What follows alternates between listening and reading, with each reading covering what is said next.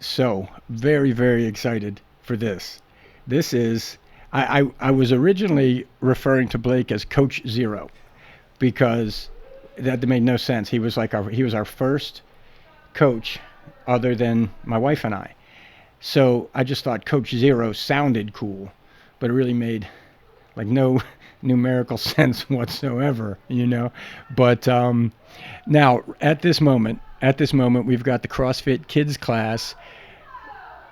One of them just took a dive on the turf. That's all right though. Quick feet, quick feet. We've got CrossFit kids going on downstairs, so you might hear little tiny feet of fury running across the floor and getting after it, but no matter. But so when we opened up our first location, our first brick and mortar, because as I remember, Jen and I were talking about this. Like, I want to say we affiliated in like 2004 out of our garage, and didn't really, we just trained. We're like, hey man, we're gonna do this, so we did. Then we opened up in an old automotive garage in Verona, right on Jones Street, I think it was. I love that place. Yeah, that was. But what was so funny though was like, and I think I touched on this when Alexandra and I were playing around with the first, like, hey, this is our origins. And when we did that, she and I think it was close to an hour, and we were up here before 5:30 p.m. class. There's like nobody in the building. She and I are up here, and I was like, hey, let's just play around with this, boom. And we started talking about it. I mean, she was just 4, 4 years old. Emily was 2. Michael was 1. And I remember when we first got it, I mean, it was an old automotive garage. And, for lease sign in the building, I pulled over. I was going to visit my parents. I pulled over, made a phone call. Had no idea that the owner was in the building next door. He owned Riverview Carpet. Right, so I called the number on the sign from the sidewalk, and I was like, well, when can I see it? He's like, hey, well, what works for you? And I just happened to say, well, matter of fact, I'm out front right now. He opens the door, sticks his head out with his phone. Oh, so we walked in, and he had just taken over the building like it was for sale, and he bought it. So we walked in, and he's like, oh, that's a little rough. There was like a hole in the floor. There's like puddles of water. A hole in the ceiling. Puddles of water on the floor. There's a big old hydraulic lift in the floor, and like the what became like the sitting area for the kids was like the waiting room for the automotive, patrons, right? And then the little office had that sliding window, which turned out to be great because the office was set to itself. There was a clean bathroom. We set up like a living room, playroom for the kids. That if I'm not mistaken, that part of the building had like a drop ceiling with HVAC. So yeah, so they could like sit, watch TV, VCRs. I think back then, there were video collections. So that was actually pretty damn funny. But man, good times. But I think you joined like really soon. It was the first time I walked into that building. It was February of 08. So I had started. Drew was in the Army already, and he told me, he said, "Oh man, I know you work out every day. You got to try this." And I tried it, and like I was looking, it was, I mean, as we know, CrossFit.com was all you could do, right? So you find CrossFit.com and you're looking at it, you're like, and we've had this conversation before about your first deadlift experience, right? Like you're like, I don't even know what to do. And you're like, I don't know if that's enough. So like I just kind of incorporated like some of the principles of it into what I was already doing, and I was like, oh, this is fun. And then I went to visit him around Christmas of 07, and we did, at that point, it was the workout that Jim Jones had created for the 300, movie. And I can remember doing it, and I was like, oh shit. Like, I was pretty sure my heart was going to come out of my chest. Right. And I was like, that was awesome. And then for the entirety of the 5 or so days that I was there, we trained every day. Just different random things, whatever. And like I was hooked. I mean, I was hooked before that, but I was definitely hooked after. Right. And then one of the guys I work with, Dave Boyles, who, played for the Harlequins. He's too old for that now. Not me. No, not well, maybe he just knows. I'm in my yeah, he does. He's just smarter. He's younger than me. I know. And yeah, the thought hurts me right now. We came out, and I came out with him as like, because the Harlequins were coming out. Right. And Jackie and Jen were running the class. You were overseas, I think. And yeah, sure was. We did Fight Gone Bad. So my first official workout in that building was Fight Gone Bad. Oh my gosh.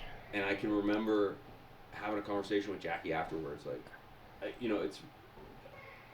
I'm a little bit like Rain Man when it comes to this sometimes, but like, I got 254 reps, I think, if I remember correctly. I got 254 reps, and I said to Jackie afterwards, I was like, so like, how well do you? Because Jen, Jackie's a great athlete, but Jen pumped her up like, this is our best athlete, and I was like, so what do you, what's the best you've done on this? And I remember her saying like 317 or 318 or something like that. I was like, oh shit, yeah, like that would be great, like. And when the school year came out at the end or in June, I came in and I never left. Right. For 4 years or 5 years, whatever it was. Yeah. I was there, and I was hooked, and I remember like it's just so much fun. Oh yeah. And like it's so different. Like totally. And I think the craziest part, and for me, it's fascinating talking to. Well, obviously other CrossFitters, but CrossFitters, who have a history with us, because like you said, we've talked about this before and since and everything like that, but it never, ever ceases to amaze me, right? Like the Fight Gone Bad. I don't remember that specifically what my numbers were, but I remember like I wanted to break 300 so badly on Fight Gone Bad. I'm like, come on, man, it's a goal. And that's also like kind of a fatal mistake, because what I found myself doing is I'm looking at the score sheet, and whatever let's say it was like in the 270s or something. It was close enough that in my mind I was like, all right, wait a second. If I would have done one rep here, and then all of a sudden you do all this pencil and paper, right? And then you go, well, here's the big thing. If I could have, I would have. But I didn't, because I remember at that moment, I was going, There was no way that your body was physically going to let you do it. Right. It was just one more rep here and there. Well, what's crazy, though, and I remember, like you referenced Dave, the picture of Dave up there on the wall, that was his last workout with us before he was, I want to say he was the assistant to the head groundskeeper at Oakmont Country Club, right? And the head groundskeeper at the time was also a young man. And Dave, went to school for that. Turf management is part of it. I mean, it's an actual, it's a big deal. It's a science. Right. So he was offered, and I remember this like it was yesterday when he told us he was leaving. It was a very prestigious golf club on Long Island that had like fallen into like kind of disrepair. Like it just lost whatever, maybe board members had come and gone. It was like an older place. Yeah, and I remember that. they reached out to him. They made him an offer, and he's like, this is going to be my launching point. Like, I'm going to bring this thing back. Well, he did. Obviously, he did. To the point that when the groundskeeping manager left Oakmont, moved on to another opportunity, Oakmont reached out to Dave. Hey, would you like to come back? So, boom, back he goes. But I remember before all that, so that's all that to reference the picture of him.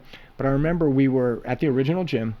We were doing Fight Gone Bad, and it was the usual suspects. You, me, Dave, I don't remember, Scotty, Pape. Remember Scott? Oh, yeah. Yeah, the shorter blonde hair. Mm-hmm. And we're all getting geared up, because the way we always did it was we'd partner up. Yeah. Then your partner would score for you. Right. Which makes perfect sense, because I have yet to, I do believe this. I think if you're pushing yourself properly, pushing yourself hard through that workout, I don't think you're going to have the wherewithal to keep your own score. No. I really don't. And not to mention call your, no reps. I mean, but anyway, I remember that vividly, and Dave's my partner, and he's like, all right, tonight's the night you break 300. And somehow or other, he's just like, all right, here's what you're going to do. Like, he lays out a strategy, and he's like, because I think we had done it like months prior, and because we all trained at the same time, as I remember, usually at the same time.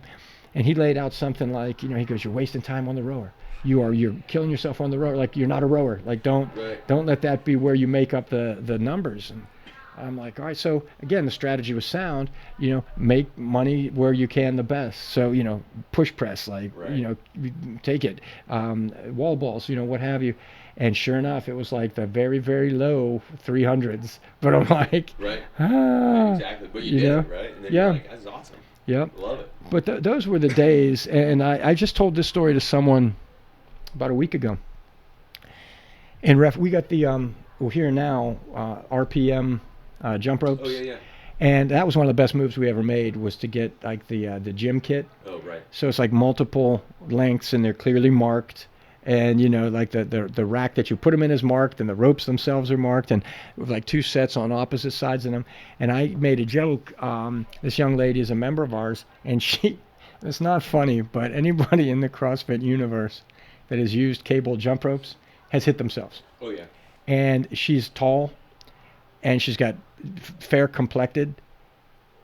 And I'm coaching, and every time she'd hit herself with the rope, like she'd wince, and I'm like, ooh, like that's gonna leave a mark, right? So sure enough, after the workout, very sweet young lady, and she's like, oh wow, like on her backs of her legs, on her arms, right?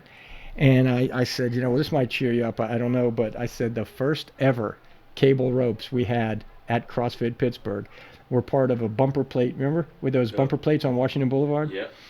And we get the notification that evening. It's like, hey, they're coming and they have one driver. Do you have anybody that can help? We're like, So you and I fly over there, and that building was such a shit show. Like the loading dock was at the far end, but the room was in such disrepair. I think that the ceiling was a problem and all that. Oh my gosh, yeah, that building was crazy. Probably should have been condemned. Well, maybe that's the reason why that I refused to eat it or drink at either of the breweries that opened up in there. Not for nothing. I knew the story of that building. I don't know. Not for nothing, but you could make anything edible or drinkable in that place. When we would go in on a Saturday after the workout and deep clean with like bleach and cleaning solutions and lift up the rubber mats against the wall and disinfect and walk in like Monday, and it smelled like we hadn't been in there. I'm like, this isn't right. It's like the gateway to hell or something like that. You see like this in the movies, But we had the truck driver, as I recall, back right up to the steps, drop his tailgate, and we loaded it right off basically what was the front porch. Yeah. And we're stacking all the bumper plates and doing this. And I don't remember which one of us saw the jump ropes first, but they were like still wrapped. So we set them aside, finished the unloading. And I do recall we're in like jeans and Innovates. Remember first generation Innovates? Oh, yeah. They didn't have like a toe cap. They just ran right into the sole. Comfortable, low profile, right. High speed, low drag. We break out the jump ropes and we're going. And I know I did it. I don't know if you did it too that night, but I hit myself right on the front of my big toe. Like right under the toenail, yeah. But right on like the meaty part of the big toe. Whack! The only thing I can compare that to is when you're a kid helping your dad work on the house or something, and hey Dad, can I hammer that? Yeah, sure. Whack! But instead of like a hammer, it was like just this fast moving. It was like Sinister, Man. That was. But you know what? Those are the things that you learn to deal with. For sure. I just had a conversation with somebody the other day that, because I was at school when I was doing double unders. Like, oh man, I bet that hurts. I said, well, luckily, I don't really hit myself much. Like for some reason, the way that it works for me is if I ever miss, I either hit the bottom of my sole and it just stops, or every once in a while it'll hit me across the fingers, or the knuckles, which I don't know how that's even possible. Right. But it does. And I told him a story that one time I remember Jess was doing double unders, and she had shorts and a sport bra and whatever, and it hit her, and there was a welt from her, from the top of her left hip to her right shoulder, and the only place that it missed or that it didn't leave a welt is where her sports bra was. Yeah. So like there was a welt, it stopped, and then there was another welt, and it like wrapped up around her shoulder. was like, I'm really glad that I never had to Honest to God. experience those types. And types of like you things. said, so I'd imagine getting hit on any part of the back, right? I mean, the rope's in the wrong position as it comes up. Um, but I remember I hit myself. I wasn't wearing a shirt, and I hit myself in the center of the chest. But it almost left like an infinity sign. Figured that out. What I'm like, that's some kind of like hocus pocus right there. I'm like, what? I'm whack. And it hurts, and it's like when you're a kid and you're outside on a first like really cold day and you're playing like touch football at recess. Everything hurt. Your hands hurt more when they're cold and the Right. ball stings or whatever. That's like the exact opposite, but you got a fast moving cable rope, and you're sweaty and you're Yeah. hot and thwack, and you're like, this Right. is not cool. And it's definitely one of those things that some people get it worse than others. Yeah. And I don't know. Again, I don't know if it's like their technique or whatever, but like, I'm glad that I'm not one of those. Yeah, people. you are one of the chosen few. Yeah, I guess. 'Cause But like I said, I randomly hit myself across the knuckles, but like, it never leaves a welt. It just hurts. And, Yeah. And then I just look like I'm a pansy, and I can't. I'm like, what? What's wrong with your hand? I'm like, oh, you can't see. No, it's fine. Nothing. I'm fine. Yeah.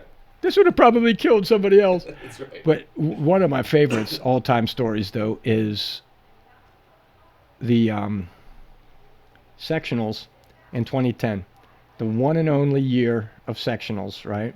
And for those like not like new to CrossFit, the year before the Open, they did the CrossFit sectionals, and it was our section was Pennsylvania, Delaware, and Maryland, right? And they did sections all over the country, right? I don't know that it was international at that time. I think it might have just been, or maybe Canada. I think they did because I remember what was that? That was 10, right? Right. Because Annie was in the games in 9. I remember she got her first muscle Okay. up Yeah. in 9. Yeah. So it was. Yeah. But it was probably the same thing. Like there was probably like one European sectional. Exactly. It's like, Exactly. It doesn't matter wherever you live in Europe. You got to. You're in. Like, you're okay. That's your section. Everybody's going to travel to Germany or Right. wherever Right. the most number of CrossFit gyms were. That's Yep. where you had to go. And that was so. And as I recall, you registered a couple of our other athletes, Rick, RJ, RJ did it. Keith. Did Keith, Rick, RJ, Keith, and you. And it. Yeah. as I remember, I was supposed to go. My father had just passed away in 2009. I was off. I was home on leave, extended a little bit longer due to his passing and taking care of my mom, and we were training together. But I remember I was like, okay, we'd come in before class. Jen and I would come in early, train with you before we'd coach, or you would coach, or what have you. And I don't remember all the factors that led to it, but I do remember I called operations and I was like, hey, look, I'm like, my mom's not doing well. Now's not a good time. I need to extend. If I have to take a leave of absence, I need to extend some time at home here. They're like, no problem. And that evening I registered for the sectional. And the next day I came in to train and you were like, hey man, I saw you registered. I was like, yeah, we're doing it. And so it was 5 of us, as I remember. Yeah. And we traveled to CrossFit King of Prussia. We stayed at a hotel nearby. And so funny because I think I know we did. We had more people, more members of ours travel with us to cheer us on and to be spectators than we did competitors. Oh, for sure. Right? Dustin and his wife, Matt and Amy Demler. Matt and Amy, Christina, Becca came. Becca, And there was a bunch, and then all the CrossFit or Panther CrossFit, guys yeah. were there because a few of them were competing and a few of them, or maybe they were all competing or a few of them, I don't even know, but Right.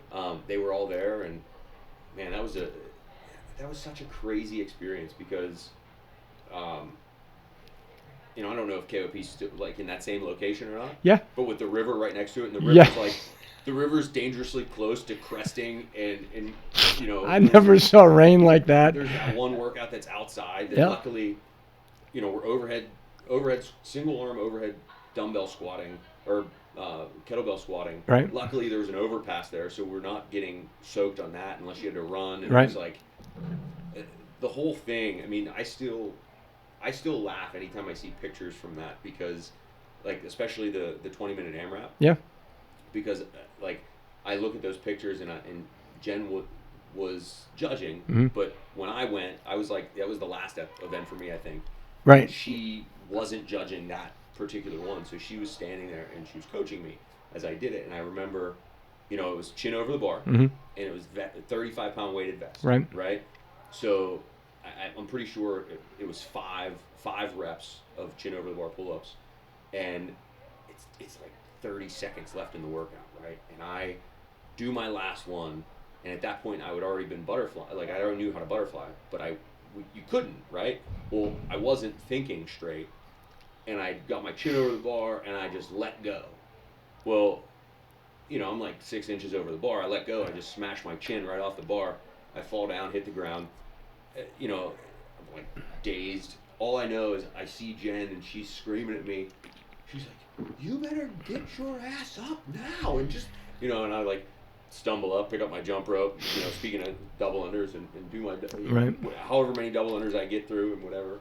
And that just came up not too long ago on like Facebook memory. Yeah. Or whatever. It's Yeah, like, for sure. There's all the pictures of me at the end, like laying on the ground, wanting to just to be over. Right. And Right.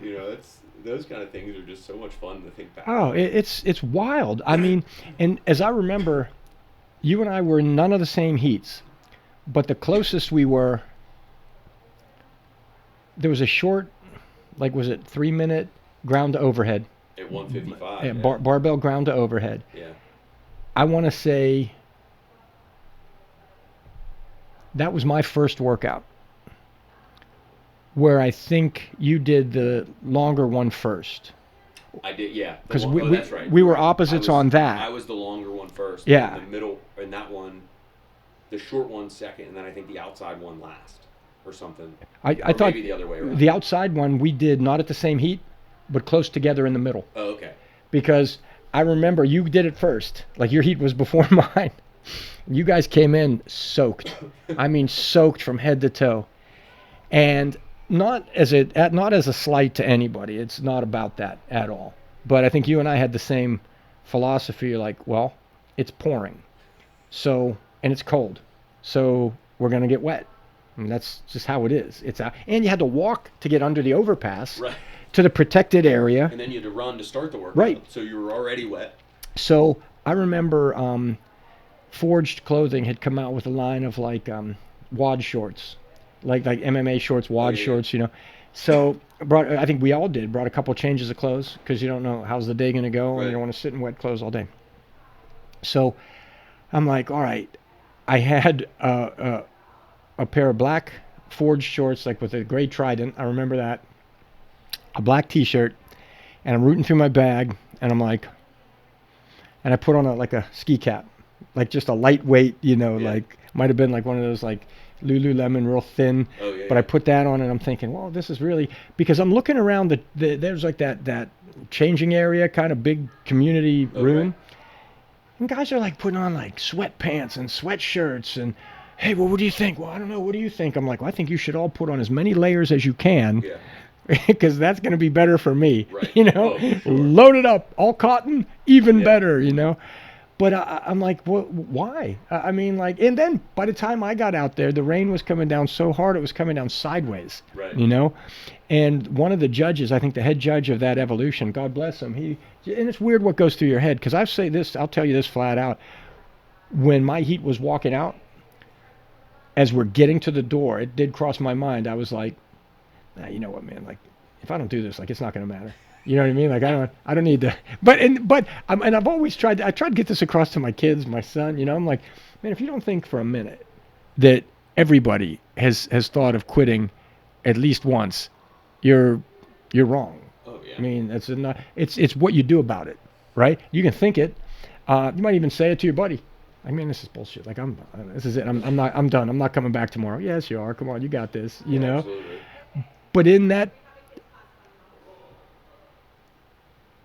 probably the presence of little people should have clued you. But Oh well, we have a monitor here for downstairs, and sometimes it's kind of fun to just watch what people will do if left to their own devices. Right.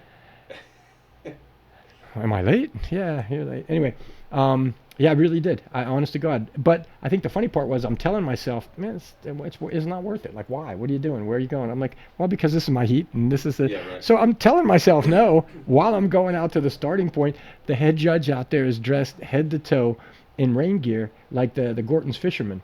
You know, like the high yellow bib with like the raincoat over it and the hat, and If there was ever a day, right, that was it. that was it. And I want to say it was right after that workout that they made and Amy and she comes here every once in a while for like an L1 or an L2, you know, Yeah. when we host the courses.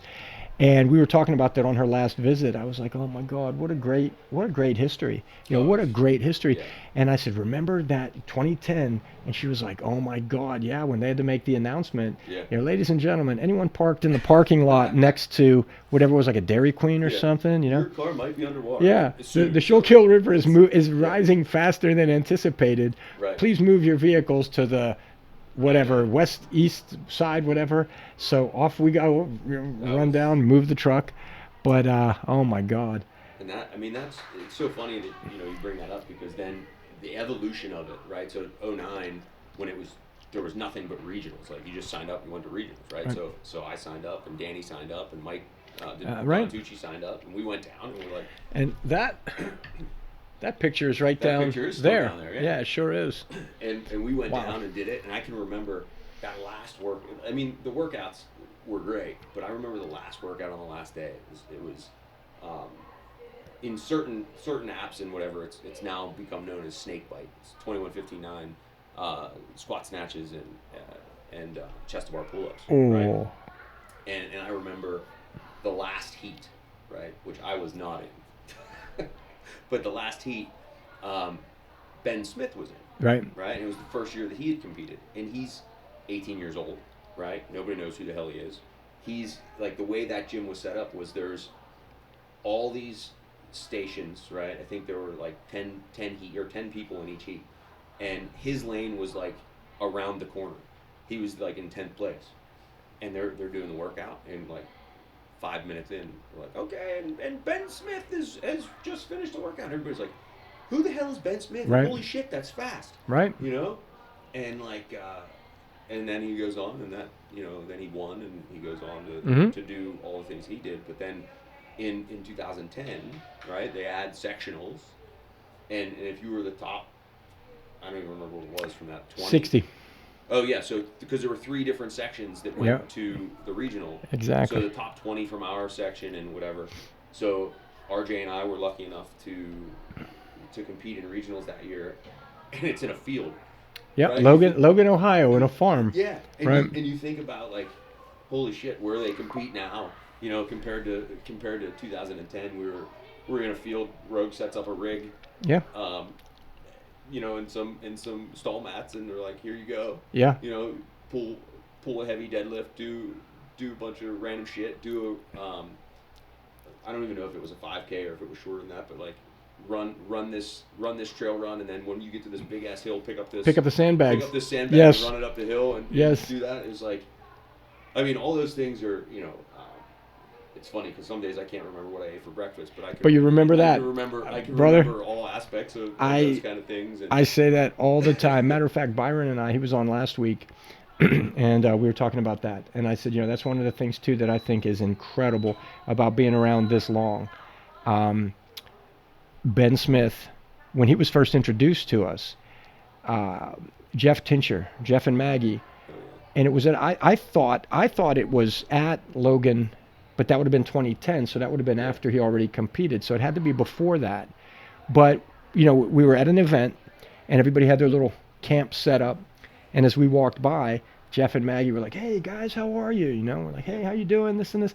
Jeff says, hey, I want you to meet this young man. He's been training with us. This is Ben Smith, you know, and watch for him. Yeah. And I'm like, hey, nice to meet you, Ben. How are you? And he's like, hey, good, you know, like, I'm good, thanks. Nice to meet you. I'm like, nice to meet you. Next thing you know, boom, fittest man in the world, you know. It's now, crazy. at Logan, Ohio, on the farm, Doug Chapman. Remember D-Chap? Oh, yeah. Right? He's the head judge. Jennifer was one of the judges. And I don't remember what the judging faux pas was. I do not. But I do remember Doug is a vocal. I mean, he's a good guy, a dear friend, but Doug wants your attention. Yeah. He'll get it.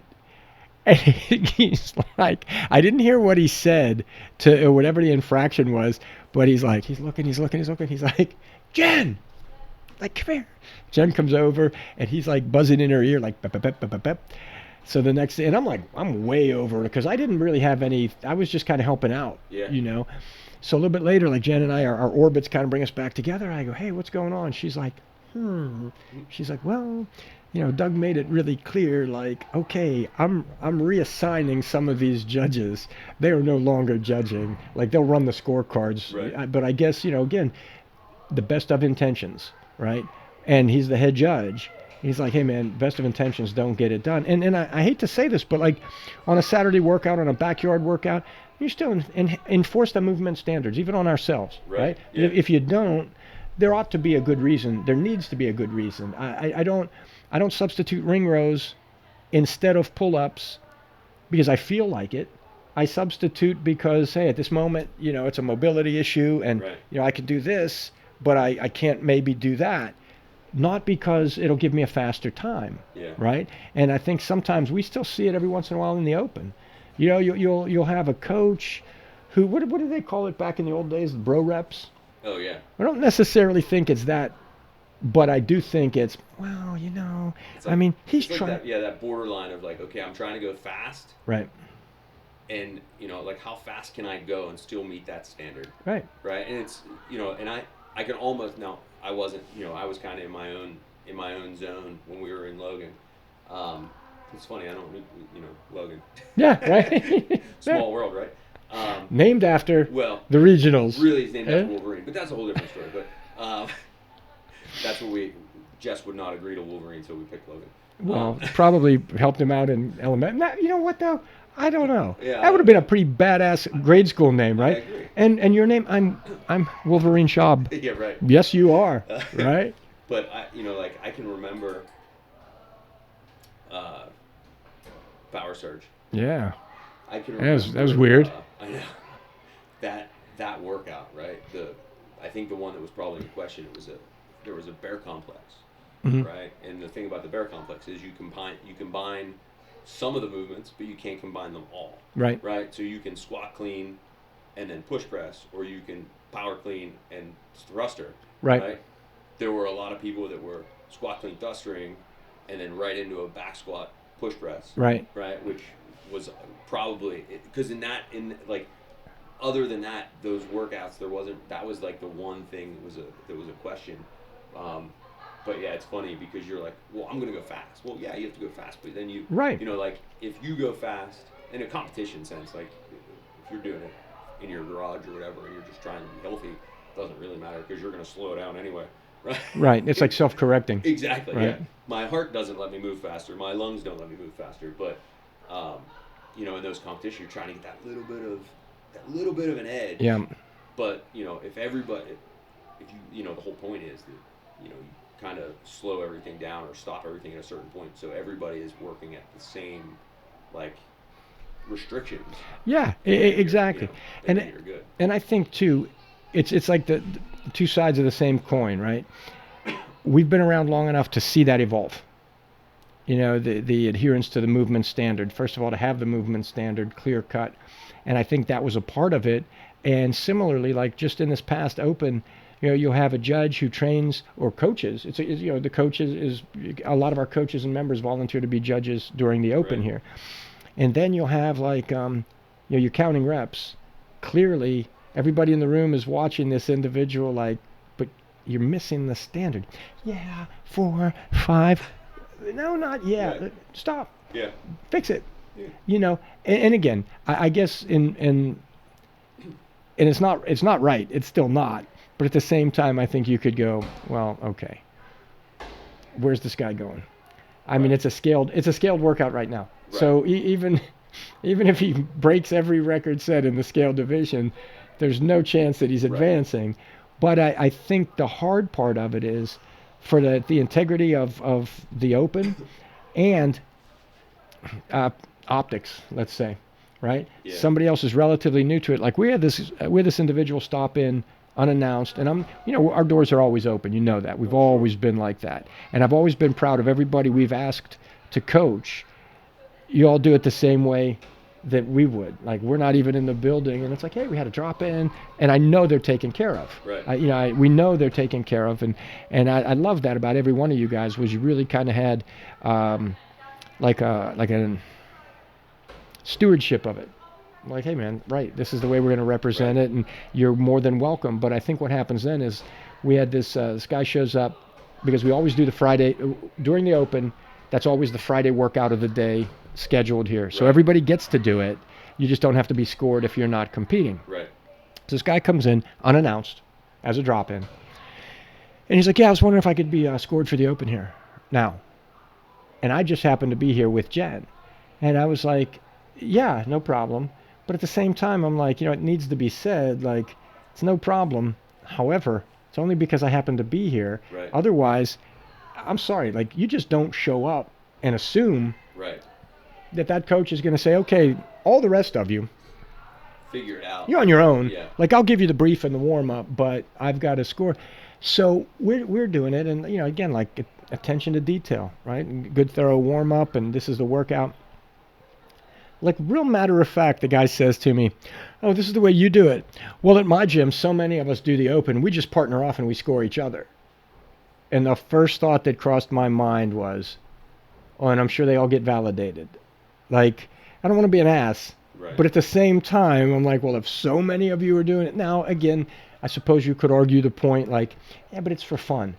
Right. And that Friday workout of letting everybody participate, that is the fun part. Right. But now you're putting pen to paper and somebody's signing off on it saying that these are legitimate scores, And I mean, every year it's a little bit somewhat problematic, I would say, is a fair way to put it, that when video submissions and so forth get to the next level and they review the standard, I mean, wasn't it just this past year where there was all kind of feedback about...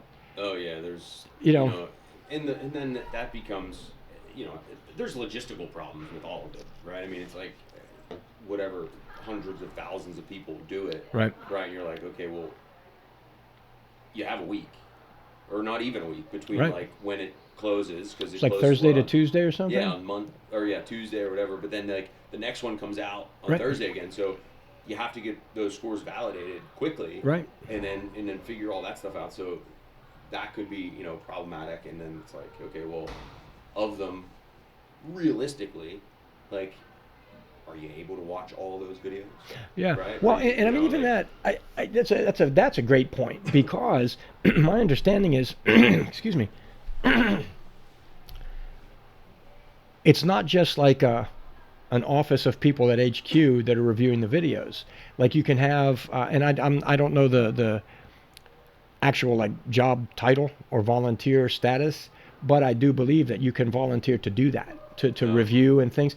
But again, you don't possibly have like a, what would we call it? What would you call it in education? Like a healthy student to teacher ratio.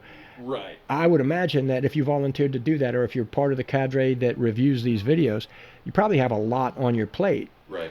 And I think that goes right back to, if every affiliate shows adherence to the standards, the better you attack it at the point of origin, and it's easier, the better you're going to send down line. For HQ, yeah. Right?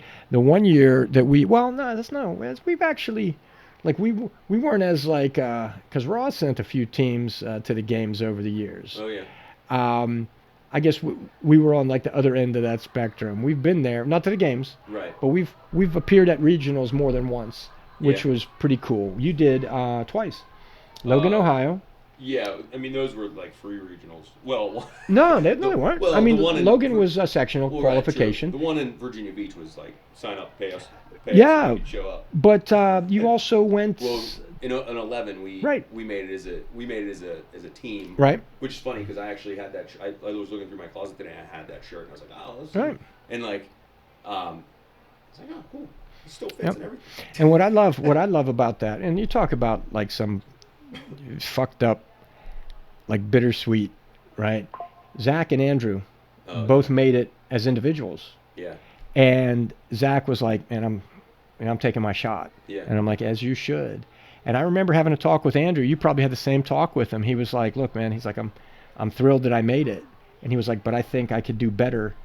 I could be more of an asset to the team Yeah. than and like I guess he just took that." And Andrew was like, he had that. I mean, Zach was a fantastic athlete. I mean, Andrew was a fantastic athlete, but I think he may have even had a, a bigger part of him, I believe, was a disconnect switch. Like Oh, yeah. he could literally turn it off, and you're just watching, going like, "Oh my God, like does this guy not feel any pain?" Yeah, I know. But I thought that was a pretty cool move. He was like, "No, I think," he's like, Yeah. "I'm going to go with the team if that's all right." He's like, "I think I could contribute." I was like, "Right on, man, do it." And again, we traveled pretty well. We traveled pretty well down to, and I was on the Navy training contract at the time because I met at the hotel. Like Oh, right. Yeah. I took off from Blackstone, Virginia, sometime after work on Friday. Drove down. Jen couldn't make it, unfortunately. I remember that, but yeah, man, Matt and Amy were there again, and Yeah. the Rechtenwalds, and Right. oh God, I don't remember like who. Mindy was on the team, so Pat was there. Yeah, that's right.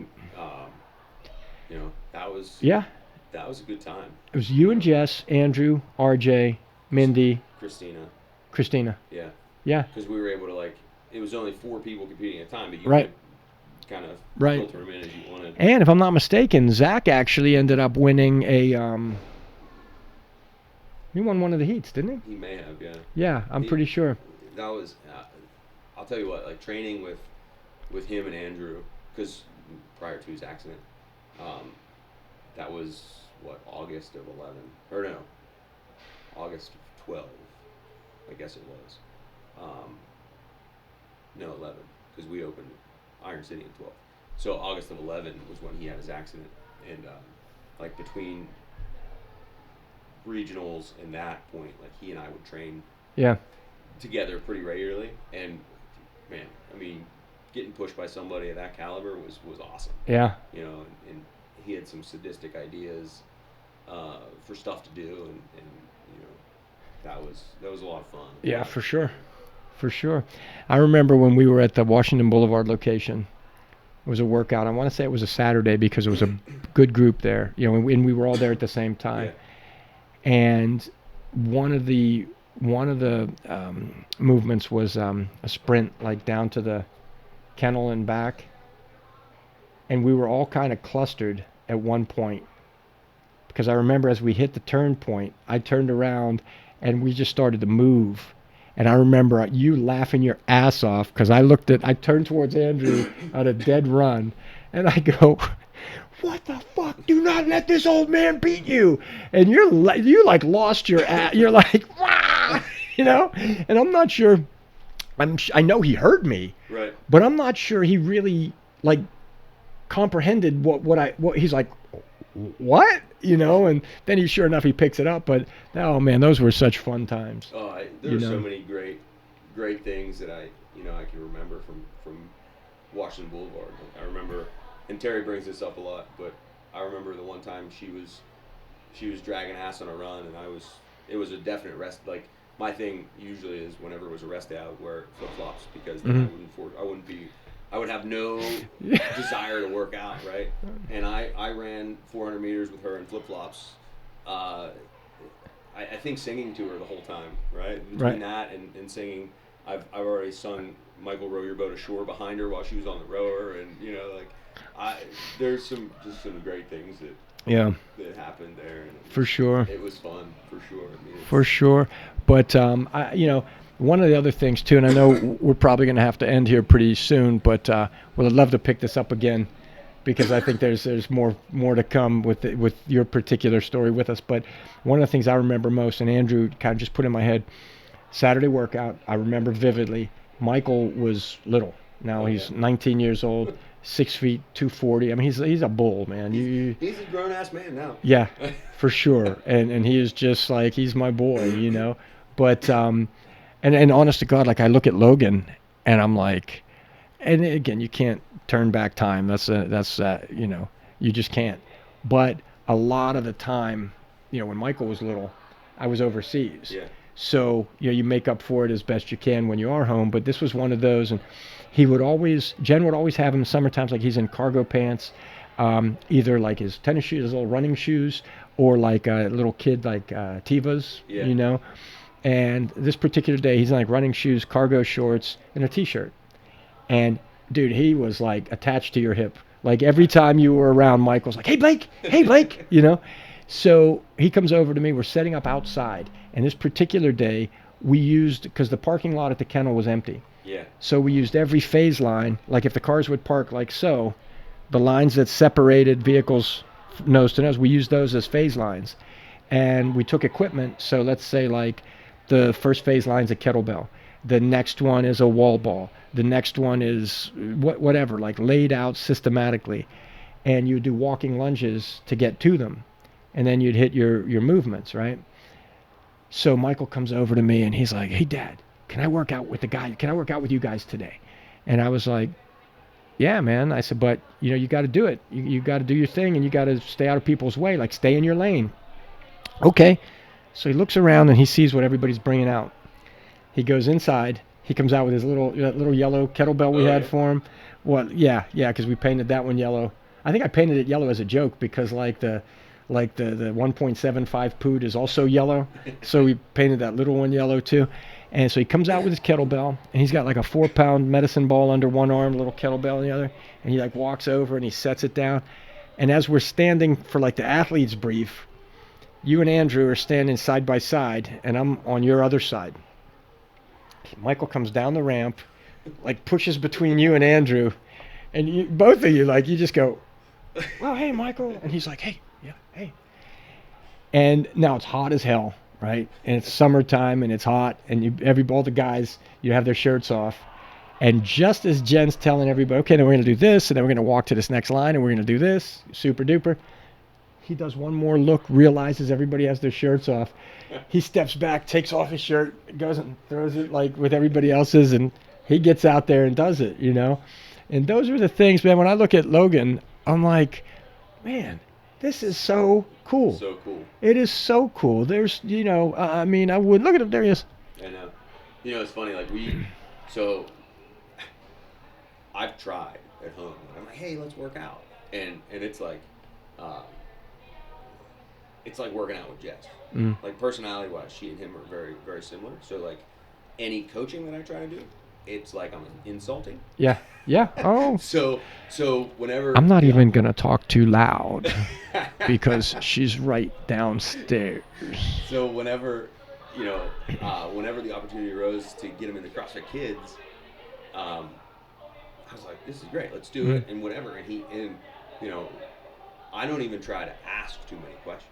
I'm like, hey, did it go well? Yeah. Sure. Yeah. Did you have fun? Did you have fun? Did you do this? Whatever. And not like, I just want him to like it, and I don't want him to feel like I'm pushing him. Right. And like I think that's cool that Michael, because you never pushed him to do it. It's just like, hey, if you want to do it. Well, what was so funny though was like back then he would just do it because we didn't even ask him. Exactly. As he got older though, honest to God, man, as he got older, like Alex, she kind of took to it a little bit, tried it here, there, and now she's got her L1 and she's coaching. Yeah.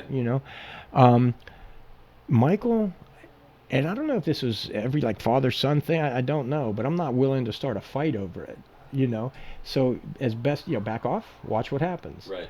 Then all of a sudden, he goes off to college and, hey, Dad, some of the guys from the frat, we went to the gym today. I was like, all right, man, great. What'd you do? And believe me, part of me was like, you went to the gym? No shit. I'm going to send you some programming. You're going to start a CrossFit club. This is going to be so cool. And like I'm thinking, and I'm like, don't. You want to end this right now? Right. You want to kill this thing in the cradle? Bring that up. There it is. Right no, there, yeah. Let him go. What'd you do? We did some buys and tries, and I'm like, awesome. Yeah, cool. You know what? You're moving. And That's all that right. matters. And it's, again, man, it's I wouldn't trade it for anything. Oh, I know. It's fantastic. And then but you get to, like I try to convince him one day, like, oh hey, because he said, like 9 years old, he wants to start a YouTube channel, right? I was like, what you could do? You could just videotape your workouts and post that. And he's like, I don't want to do that. I'm like, all right. Yeah. I was like, we could work out together. He's like, I don't want to do that. I'm like, okay. I do. Yeah. I'm like, hey man, whatever it is. But Well, one of the wildest experiences, and we can talk more about this the next time, but one of the wildest father-son experiences, Michael was 13, and I started taking him to Brazilian Jiu-Jitsu. oh right? yeah, And I did not. I was adamantly opposed. And this is not a shot on anybody. I swear to God, I was opposed to taking him to a kids class because I'm like, no, man, I know my son, and he will gravitate to the path of least resistance. If there's a group of kids that are really just kind of, he'll kind of, like he'll do it, but they'll be almost like a status quo, maybe, right? So what I did was there was a group of us that had trained over the years together. And when we started training Brazilian Jiu-Jitsu together, we're going early Sunday morning to a school while it was closed, where one of my buddies was a coach or an instructor, and like a childhood friend of mine. Like we were wrestled together in high school, started Golden Gloves boxing in college, and pursued our black belts together in Ishinru karate in the 80s and 80s and 90s. So we're like, all right, that's there was just us guys, like adults. And so I approached all of them separately, and I was like, hey man, would anybody object if Michael started coming to train? I said, he's tall enough that it won't present a mechanical disadvantage. It's not like you're wrestling with a kid, They're like, yeah, no problem. And he did. And by the time, it was like once a week, but early Sunday morning, one of our classmates is a phys ed teacher at the Highlands School District. Okay. Right? Really good dude. Early 30s, when Michael first started. And every once in a while, like while they're doing their drills, like he'd lean over, if we were on the apron, he'd lean over and he'd be like, hey man, remind me again, how old is he? And I'm like, he's 13. And he goes, man, I got to tell you, there are not two kids in my district that would get up early on a Sunday to come out and train like this early. Right. And I was like, well, don't get me wrong. Like, it's not like he rolls out of bed, bangs out 50 handstand push-ups and says, come on, Dad, let's go. There are times when he's like, but he's here. Right. So probably like 15 and a half. I think the camera went dead. Yeah, we're frozen. All right. But I think we're still recording audio, but that's all right because we will be back for part 2.